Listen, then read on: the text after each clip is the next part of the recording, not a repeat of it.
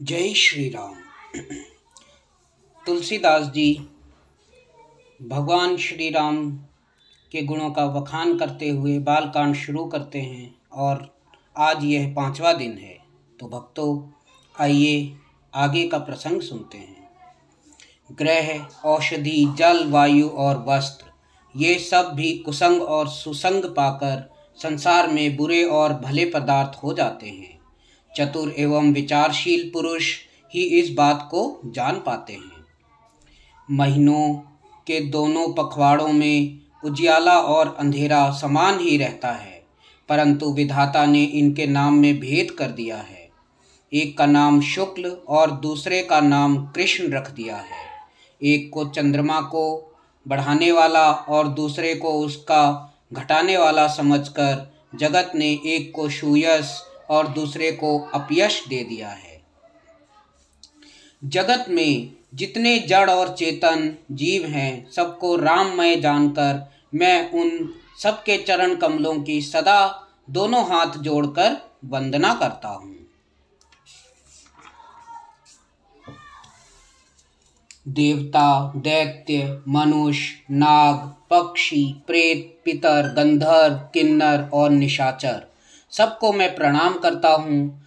अब सब मुझ पर कृपा कीजिए। 84 लाख योनियों में 4 प्रकार के स्वदज, अंडज, उद्दिज, जरायुज जीव जल, पृथ्वी और आकाश में रहते हैं।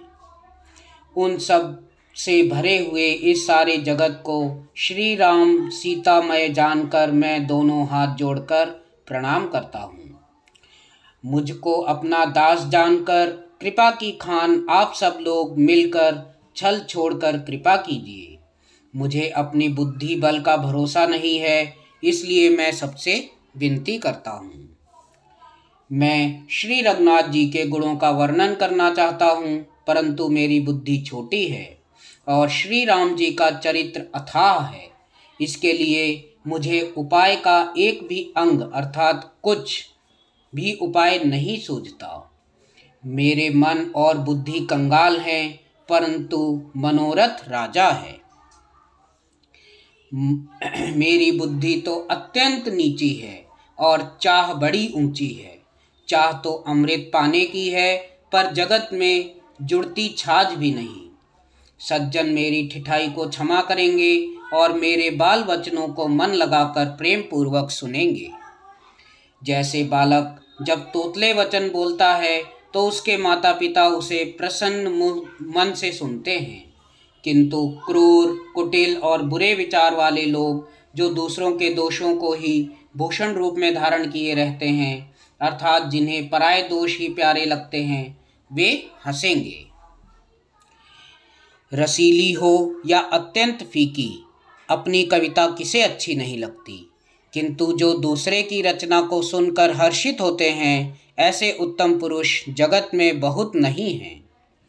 हे भाई, जगत में तालाबों और नदियों के समान मनुष्य ही अधिक हैं, जो जल पाकर अपनी ही बाढ़ से बढ़ते हैं, अर्थात अपनी ही उन्नति से प्रसन्न होते हैं।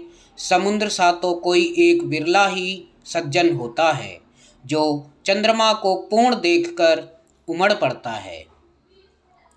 मेरा भाग्य छोटा है और इच्छा बहुत बड़ी है, परंतु मुझे एक विश्वास है कि इसे सुनकर सज्जन सभी सुख पावेंगे और दुष्ट हंसी उड़ावेंगे। किंतु दुष्टों के हंसने से मेरा हित ही होगा।